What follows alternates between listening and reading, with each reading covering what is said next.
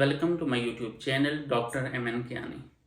और आज की इस वीडियो में मेरा टॉपिक ये है कि आप ओरिजिन में बार ग्राफ किस तरह से प्लॉट कर सकते हैं। जैसे आपने थंबनेल में देखा है, इस तरह का अगर आप बार ग्राफ प्लॉट करना चाह रहे हैं तो वो आप किस तरह से प्लॉट कर सकते हैं।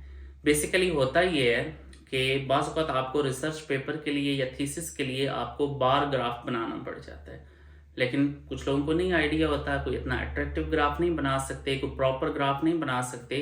तो उसके लिए आप बार ग्राफ किस तरह से बनाएंगे, मैं एक एक स्टेप एक एक चीज़ आपको साथ साथ स्क्रीन पे दिखाऊंगा। इससे पहले आपको स्क्रीन पे ले चलूँ, एक चीज़ आपसे रिक्वेस्ट करता चलूँ कि काइंडली आप चैनल को लाजमी सब्सक्राइब कर लिया करें, वीडियो को लाजमी लाइक किया करें और सब्सक्राइब के साथ जो बेल आइकन है उसको प्रेस कर लें ताकि आपको नई आने वाली वीडियोज़ का नोटिफिकेशन मिल जाए। तो अमूमन मेरी कोशिश होती है कि मैं बहुत लंबा टाइम ना वेस्ट करूं, ऐसे गपशप में या बातों में बहुत ज़्यादा आपका टाइम ना लगे। डायरेक्टली मैं चलता हूं जी पॉइंट के ऊपर, डायरेक्टली चलते हैं स्क्रीन पे। तो अगर आप स्क्रीन पे देखें, सिंपली आपने क्या करना है, आप ओरिजिन सॉफ्टवेयर कोशिश किया करें कि आप लेटेस्ट परचेज जो आपके पास वर्जन है ओरिजिन 2024 वो आप यूज़ कर लें।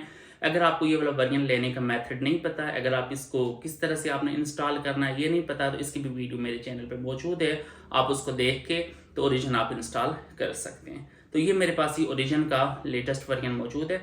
तो इसमें सिंपली जो पहला स्टेप है वो ये है कि आपके पास जो भी डाटा अवेलेबल है आप वो वाला डाटा यहाँ पे कॉपी पेस्ट कर दें। आपके पास वो टेक्स्ट की फॉर्म में है या आपके पास एक्सेल में डाटा मौजूद है या जिस फॉर्म में भी है, आप वहाँ से डाटा कॉपी करके आप ओरिजिन के अंदर ये जो कॉलम्स बने हुए हैं, अमूमन इसमें 2 कॉलम में बने होते हैं, आप मजीद इसमें कॉलम ऐड कर सकते हैं। ये मैंने आपको ऊपर राइट साइड पे दिखाया है, जो प्लस का आइकन है वहाँ से फर्दर आप कॉलम इसमें ऐड कर सकते हैं। हाँ, एक चीज़ इसमें आप देखा करें कि आपके पास जो नए जब आप कॉलम ऐड करते हैं, देखें जैसे मैंने यहाँ पे CDEF नए कॉलम ऐड किए हुए हैं, वो सारे के सारे उनके ऊपर वाई लेबलिंग हुई होती है। हालांकि ग्राफ प्लॉट करने के लिए आपको एक एक्स कॉलम चाहिए होता है, फिर Y column, X column, Y column. तो इस तरह से आप इसको पहले अरेंज कर लें, आप ऊपर डबल क्लिक करके तो वाई कॉलम को आप एक्स कॉलम में कन्वर्ट कर सकते हैं।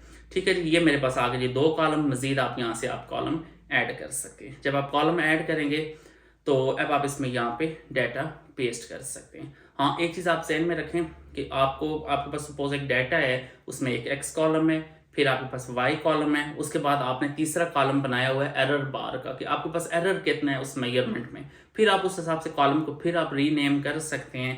पहला एक्स कॉलम, ये जैसे मैं आपको स्क्रीन पे दिखा रहा हूँ, ई कॉलम को मैंने बना दिया जी, डी कॉलम को मैंने बना दिया एक्स एक्सिस, ई कॉलम को मैंने बना दिया वाई एक्सिस। तो जो नेक्स्ट जो एफ कॉलम है उसको मैं कह देता हूँ कि इसके क्रॉस में एरर मेरे पास शो होगा, जो वाई एक्सिस के अलॉन्ग मेजरमेंट में मेरे पास एरर आया है वो नेक्स्ट कॉलम में शो होगा। ऐसे मैं पहले कॉलम्स को अरेंज कर लेता हूँ, उसके बाद यहाँ पे मैं डाटा पेस्ट करना स्टार्ट करता हूँ। अगर आपके पास एरर आपने नहीं मेजर किया हुआ या आपकी इंटरेस्ट नहीं है एरर बार डालने में, तो फिर आप सिंपली एक्स और वाई कॉलम आप बना के, जैसे मैंने आपको पहले बताया था, एक्स और वाई कॉलम्स बना के तो आप डाटा प्लॉट कर सके। हाँ, अगर आप एरर बार डालना चाह रहे हैं तो फिर ये तीसरा कॉलम भी आपने ऐड करना है जिसमें आपने एरर इंटर करना है। तो सिंपली जी आप यहाँ से डाटा, ये मेरे पास डाटा मौजूद है, यहाँ से आप डाटा कॉपी करके ओरिजिन के अंदर आप पेस्ट कर दें। सिंपली Ctrl+C करके Ctrl+V कर दें, ये आपके पास डाटा पेस्ट हो जाएगा।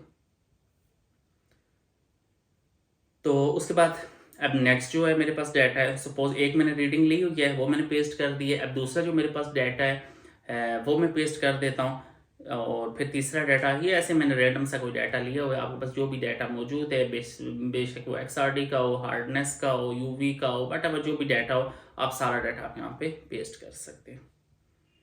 ये इसका एक्स कॉलम आ गया, यहाँ पे भी आप एक्स कॉलम उसी तरह पेस्ट कर दें। या यहाँ ये भी हो सकता है, आप अगर एक्स कॉलम अगर सेम ही है तीनों ग्राफ के लिए, अगर आप तीनों डाटा के लिए अगर आपके पास सेम एक्स एक्सिस है तो फिर लाजमी नहीं आप पेस्ट करें, आप एक ही एक्स एक्सिस सबके लिए यूज़ कर सकते हैं। तो मैं इन सब को सिलेक्ट कर लेता हूँ और इसको फिर प्लॉट कर लेता हूँ, या आप यहाँ पे कंट्रोल दबा के सारे कॉलम आप एट अ टाइम सेलेक्ट कर सकते हैं। तो ये जी नीचे जो बार की ऑप्शन है, यहाँ से ये मेरे पास बार ग्राफ बन गया।